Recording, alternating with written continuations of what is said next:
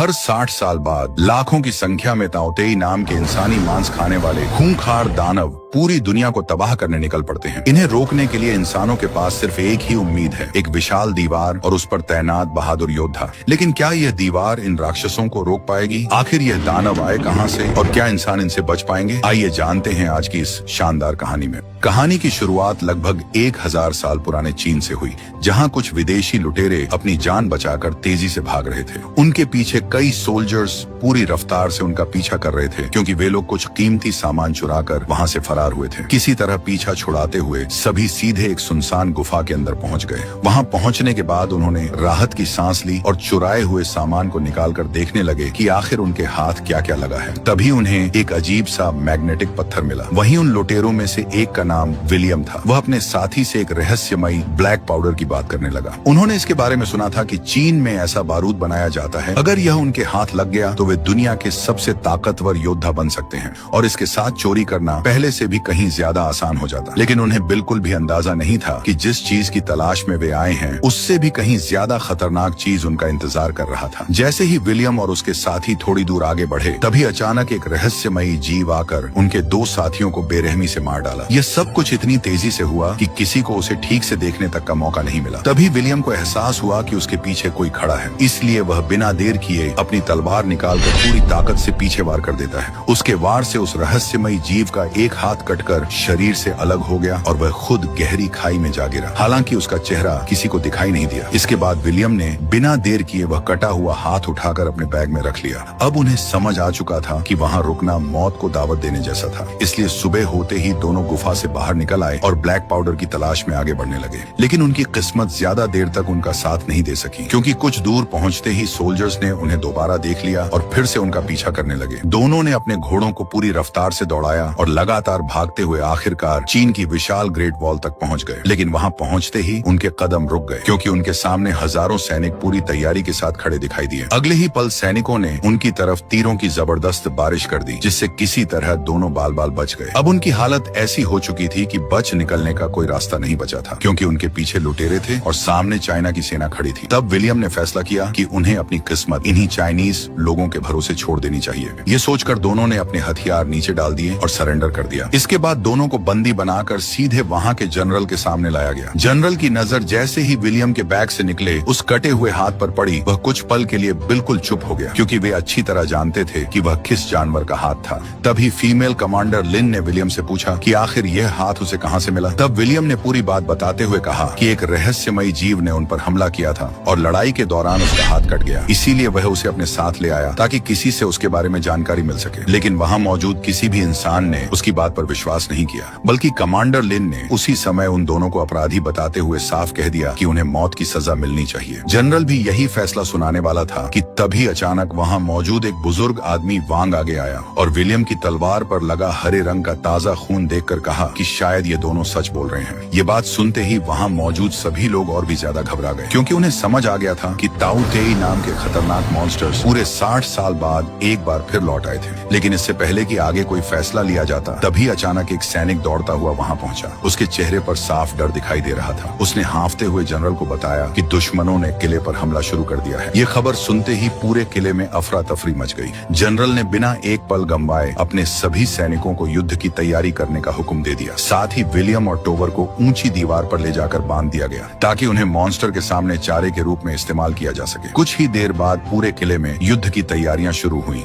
हर सैनिक का कवच अलग अलग रंग का था और हर रंग के हिसाब से उसकी जिम्मेदारी भी अलग थी। काले कवच वाले सैनिक जमीन पर लड़ने वाले योद्धा थे और लाल कवच वाले सभी सैनिक शानदार तीरंदाज थे, जबकि नीले कवच वाली पूरी सेना महिला योद्धाओं की थी, जिसकी कमान कमांडर लीन के हाथों में थी। उनके डिसिप्लिन और युद्ध की तैयारी देखकर वह दोनों दंग रह जाते हैं। तभी विलियम की नजर दूर से आ रही एक अजीब सी हरी लहर पर पड़ती है, लेकिन असल में वह कोई लहर नहीं, बल्कि हजारों इंसान खाने वाले दानव ताओतेई की सेना थी। ये वही भयानक दानव थे जिनमें से एक का हाथ विलियम ने पिछली रात काटा था। उनका इरादा किसी भी कीमत पर दीवार चढ़कर महल के अंदर घुसना था। तभी जनरल के इशारे पर बड़े बड़े पत्थरों में आग लगाकर दानवों की तरफ फेंका गया। उस हमले में कई ताउतेई जलकर राख हो गए, लेकिन उनकी रफ्तार जरा भी कम नहीं हुई। उनमें सबसे अलग उनकी फीमेल रानी मौजूद थी। बाकी सभी मॉन्स्टर्स उसे चारों तरफ से घेर कर चल रहे थे ताकि कोई भी खतरा उसके करीब तक न पहुंच सके। इसीलिए सैनिक हजारों की संख्या में उन पर तीर बरसाने शुरू कर दिए, जो सीधा काफी सारे क्रिएचर्स की बॉडी को चीरते चले गए। तभी नीले कवच वाली महिला योद्धाओं की सेना आगे आई। उन्होंने अपनी कमर में रस्सियां बांधी और ग्रेट वॉल की ऊंचाई से सीधे दानवों की तरफ छलांग लगा दी। उनके हाथों में लंबे लंबे भाले थे, जिनसे वे हवा में झूलते हुए ताउतेई पर हमला करती और फिर रस्सियों की मदद से वापस ऊपर खींच ली जाती। ये नजारा किसी खतरनाक करतब से कम नहीं था, क्योंकि यहाँ एक छोटी सी गलती का मतलब सीधी मौत था। उसी दौरान सभी मॉन्स्टर्स की रानी ने अपनी शरीर का ऊपरी हिस्सा हिलाया। बस उसका इशारा मिलते ही पूरा झुंड और भी तेजी से आगे बढ़ने लगा।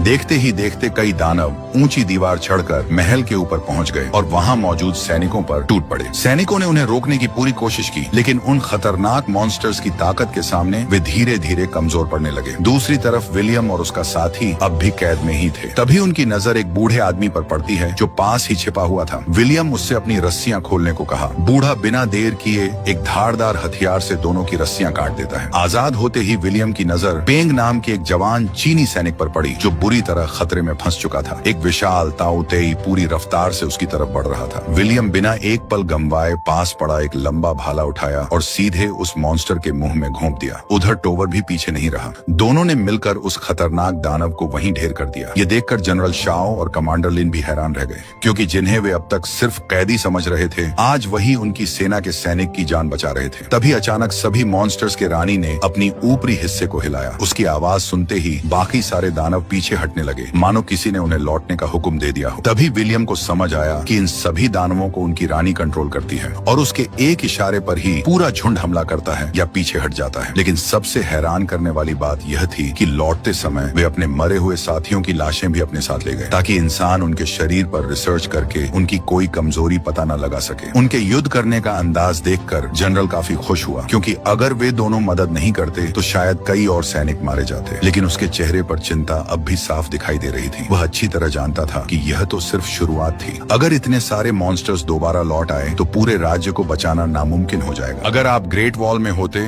तो इन खतरनाक दानवों से लड़ते या अपनी जान बचाकर भाग जाते? कमेंट करके जरूर बताना।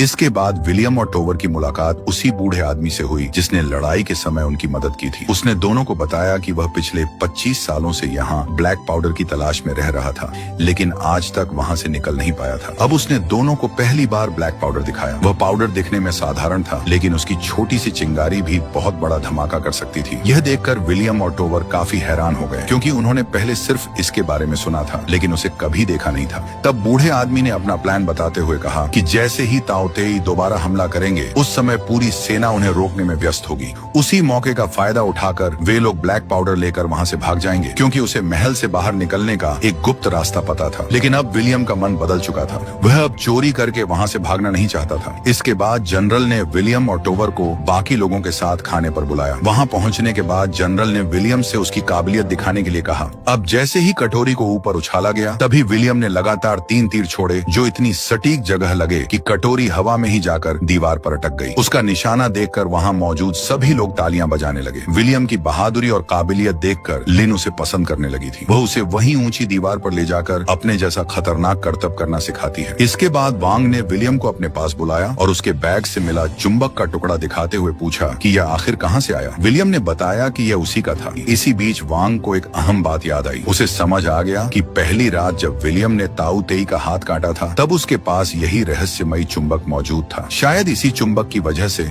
वह दानव कुछ पल के लिए कमजोर पड़ गया था, क्योंकि इस चुंबक में एक अजीब ताकत छुपी हुई थी। इसके बाद विलियम ने जनरल से पूछा कि आखिर यह ताउतेई आए कहां से थे। तब वांग ने विलियम को ताउतेई दानवों की असली कहानी बताई। करीब 2000 साल पहले आसमान से एक विशाल उल्कापिंड इसी पहाड़ पर आकर गिरा था। उस हादसे के बाद पूरा पहाड़ हरे रंग का हो गया और उसी उल्कापिंड से इन खतरनाक दानवों का जन्म हुआ था। हर 60 साल बाद ये दुनिया पर हमला करने निकलते थे और जहां भी जाते थे वहां तबाही मचा देते थे। लोगों का मानना था कि ये कोई साधारण जीव नहीं, बल्कि इंसानों के लालच और पाप की सजा देने आए थे। इनका सिर्फ एक ही मकसद था, ज्यादा से ज्यादा मांस इकट्ठा करना। रास्ते में आने वाले हर इंसान और जानवर को मारकर ये उनका मांस अपनी रानी तक पहुंचाते थे। फिर उनकी रानी उसी मांस को खाकर सैकड़ों नए ताउतेई दानवों को जन्म देती थी। इसलिए अगर उनकी रानी को मार दिया जाए तो बाकी सभी ताओतेई भी अपने आप खत्म हो जाएंगे। लेकिन ऐसा करना लगभग नामुमकिन था, क्योंकि हजारों दानव हर समय अपनी रानी की रक्षा करते रहते थे। इसके बाद वांग ने नक्शा दिखाते हुए बताया कि ग्रेट वॉल से सिर्फ 300 मील दूर चीन की राजधानी थी, जहां करीब 20 लाख लोग रहते थे। अगर ये दानव दीवार पार करने में कामयाब हो गए तो पूरा शहर उनका शिकार बन जाता, और इतना मांस मिलने के बाद उन्हें पूरी दुनिया पर कब्जा करने से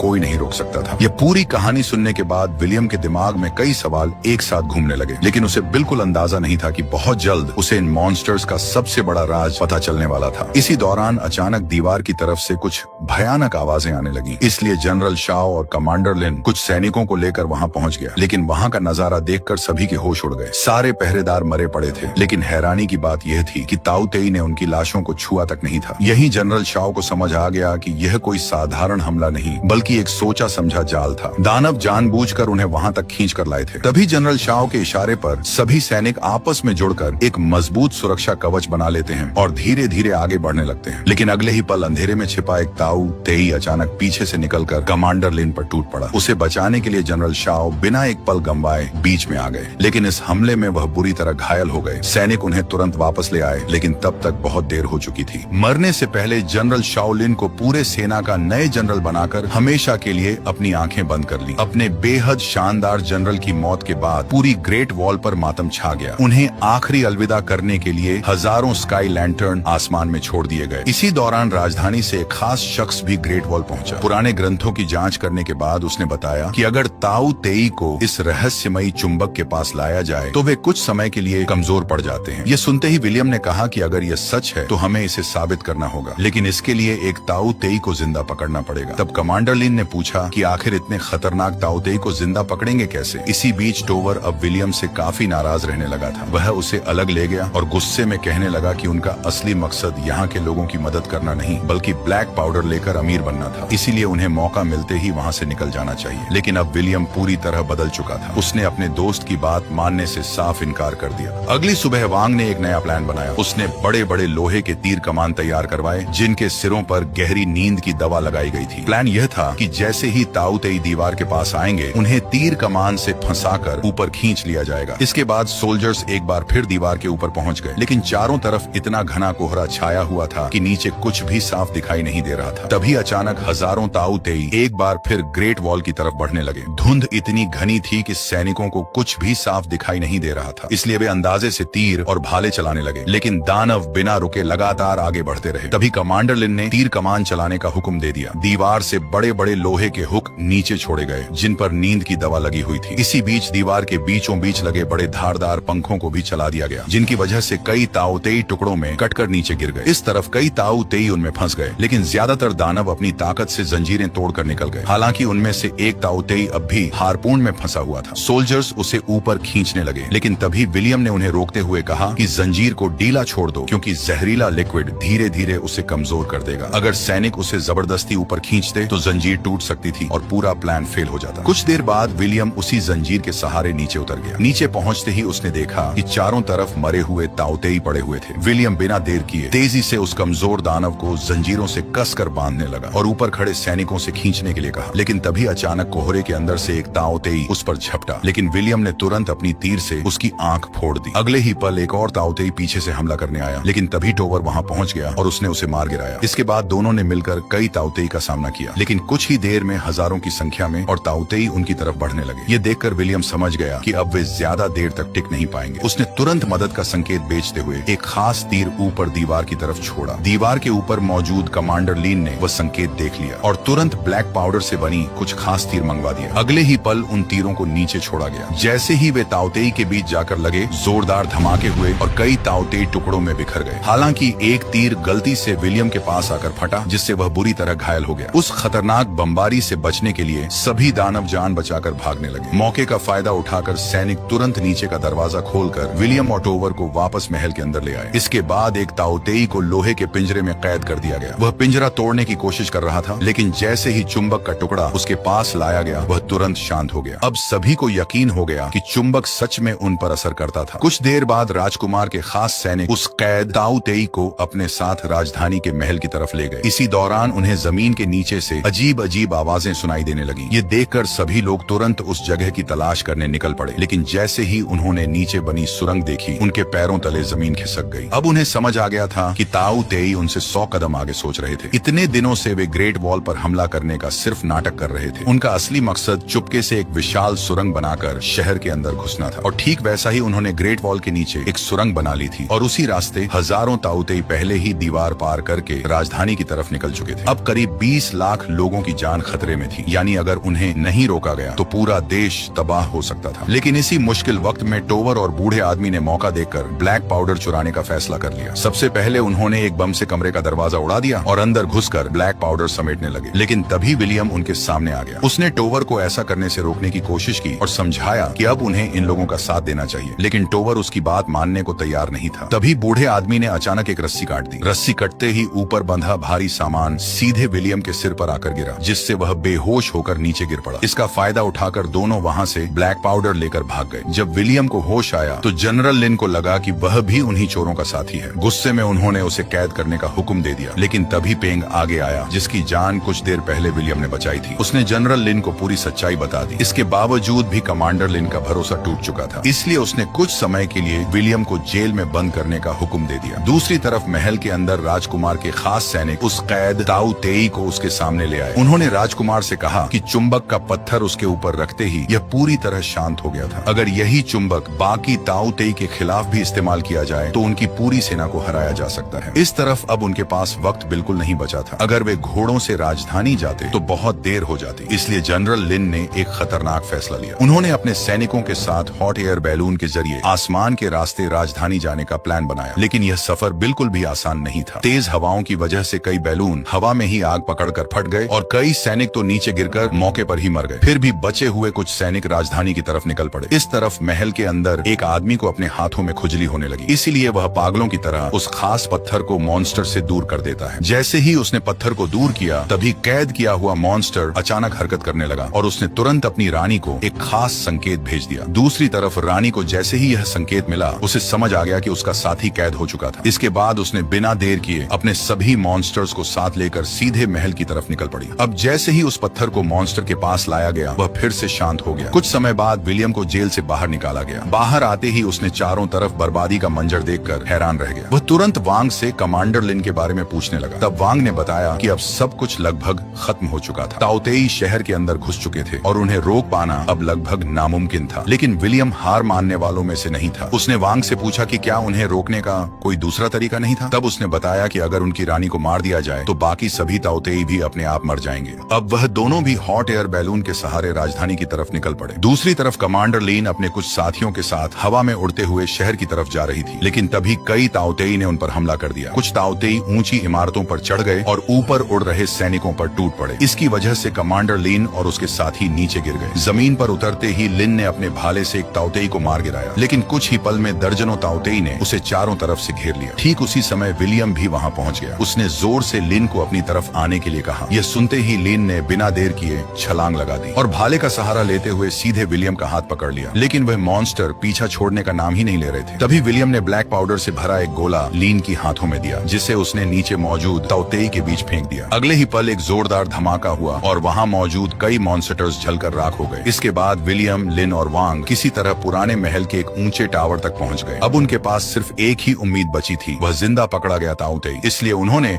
उसके पूरे शरीर पर ब्लैक पाउडर के गोले बांध दिए और उसके सामने काफी सारा मांस रख दिया। उनका प्लान ये था कि जैसे ही वह ताऊ तेई खाना लेकर अपनी रानी के पास जाएगा, उसी समय वे ब्लैक पाउडर में आग लगाकर एक ही धमाके में रानी को खत्म कर देंगे। इसके बाद सभी उस दानव को लेकर जमीन के नीचे बनी सुरंग से आगे बढ़ने लगे, लेकिन ताऊ तेई उनकी गंध पहचान चुके थे। देखते ही देखते हजारों दानव सुरंग के अंदर घुस आए। अब बचकर निकलना लगभग नामुमकिन था। तभी पेंग ने एक बड़ा बलिदान देने का फैसला किया। उसने अपने शरीर पर बंधे विस्फोटक में आग लगा दी और दानवों के रास्ते में खड़ा हो गया। अगले ही पल एक भयानक धमाका हुआ। पेंग ने अपनी जान देकर विलियम, लिन और वांग की जान बचा ली। इसके बाद वहां मौजूद लोगों ने कैद किए हुए ताऊ तेई के पास से चुंबक हटा दिया। चुंबक हटते ही वह होश में आया और खाना लेकर सीधे अपनी रानी की तरफ बढ़ने लगा। विलियम यह देखकर समझ गया कि अब उनका प्लान काम कर सकता था। इसके बाद वह और कमांडर लिन एक ऊंची जगह पर पहुंच गए ताकि वहां से रानी पर निशाना लगाया जा सके, जबकि वांग नीचे मॉन्स्टर्स को रोक कर रखा हुआ था। ऊपर पहुंचकर विलियम ने देखा कि नीचे ताऊ तेई की रानी मौजूद थी और उसके चारों तरफ हजारों दानव पहरा दे रहे थे। इसी दौरान ब्लैक पाउडर से बंधा हुआ ताऊ तेई धीरे धीरे रानी की तरफ बढ़ने लगा। मौका मिलते ही विलियम ने उस पर निशाना साधकर तीर छोड़ दिया, लेकिन तभी रानी की रक्षा कर रहे ताऊ तेई उसके सामने आ गए। तीर सीधे उन्हीं से टकराया और हवा में ही फट गया। एक ही पल में उनका पूरा प्लान नाकाम हो गया। लेकिन मुसीबत अभी खत्म नहीं हुई थी, बल्कि अब उससे भी बड़ा खतरा उनके सामने आ चुका था। रानी की नजर विलियम और लिन पर पड़ गई। उसने इशारे के तौर पर अपना ऊपरी हिस्सा हिलाया और अगले ही पल हजारों ताऊ तेई टावर की तरफ दौड़ पड़े। अब हालात पूरी तरह बेकाबू हो चुके थे। वांग समझ गया कि अब किसी एक को अपनी जान देनी ही होगी। उसने चुंबक वाला पत्थर विलियम की तरफ फेंका और उनसे कहा कि किसी भी कीमत पर रानी को खत्म कर दो। इतना कहते ही हजारों ताऊ तेई वांग पर टूट पड़े और उसने अपनी जान कुर्बान कर दी। अब सिर्फ विलियम और लिन ही बचे थे। उनके पास ब्लैक पाउडर से बना आखिरी विस्फोटक बचा था। तभी विलियम ने लिन से पूछा, क्या तुम्हें मुझ पर भरोसा है? लिन ने बिना एक पल सोचे हाँ कह दिया। इसके बाद दोनों रस्सियों के सहारे टावर से नीचे झूल गए और हवा में लटकते हुए रानी के बेहद करीब पहुंच गए। विलियम ने चुंबक वाला पत्थर रानी की रक्षा कर रहे ताऊ तेई की तरफ फेंक दिया। चुंबक के असर से वे कुछ पल के लिए कमजोर पड़ गए। बस यही मौका था। लिन ने पूरी ताकत से ब्लैक पाउडर से बंधा हुआ भाला रानी की तरफ फेंक दिया। भाला सीधा उस मांस के ढेर में जाकर लगा और जैसे ही रानी ने उसे अपने मुंह में लिया, अगले ही पल एक जोरदार धमाका हुआ। पूरी जगह आग और धुएं से भर गई और इसी के साथ ताऊ तेई की रानी मारी गई। रानी के मरते ही एक चमत्कार जैसा नजारा देखने को मिला। उससे जुड़े बाकी सारे ताऊ तेई अचानक रुक गए और कुछ ही पलों में एक एक करके जमीन पर गिरने लगे। ऐसा लग रहा था जैसे उनकी सारी ताकत खत्म हो चुकी हो। इसी के साथ पूरी राजधानी पर मंडरा रहा खतरा हमेशा के लिए खत्म हो गया। कुछ ही पलों में लाखों की संख्या में मौजूद सभी ताऊ तेई हमेशा के लिए खत्म हो गए। इसके बाद हमें महल का सीन दिखाया जाता है जहाँ टोवर अभी भी कैद था। विलियम उसके पास पहुंचा और उससे कहा कि उसके सामने दो रास्ते थे। पहला यह कि वह जितना चाहे ब्लैक पाउडर लेकर वहां से चला जाए और दूसरा यह कि वह अपने दोस्त को आजाद करवा दे। टोवर को लगा कि विलियम ने जरूर ब्लैक पाउडर चुना होगा, लेकिन तभी विलियम मुस्कुराते हुए उसे बताता है कि उसने अपने दोस्त को चुना था। इसके बाद टोवर की कैद खोल दी गई। कुछ देर बाद कमांडर लिन भी वहां पहुंची। उसने विलियम का शुक्रिया अदा किया और कहा कि अगर वह उनकी मदद नहीं करता तो शायद आज वहां कोई भी जिंदा नहीं बचता। आखिर में हम देखते हैं कि विलियम और टोवर घोड़ों पर सवार होकर वहां से निकल गए। उनके साथ कुछ सोल्जर्स भी थे जो उन्हें उनकी मंजिल तक छोड़ने जा रहे थे। और इसी के साथ यह कहानी यहीं पर खत्म हो गई। अगर आपको यह कहानी पसंद आई तो हमारे चैनल पर ऐसी ही एक्सप्लेनेशंस आपका इंतजार कर रही हैं। उन्हें आप यहाँ पर क्लिक करके देख सकते हैं। मिलते हैं अगली शानदार कहानी के साथ।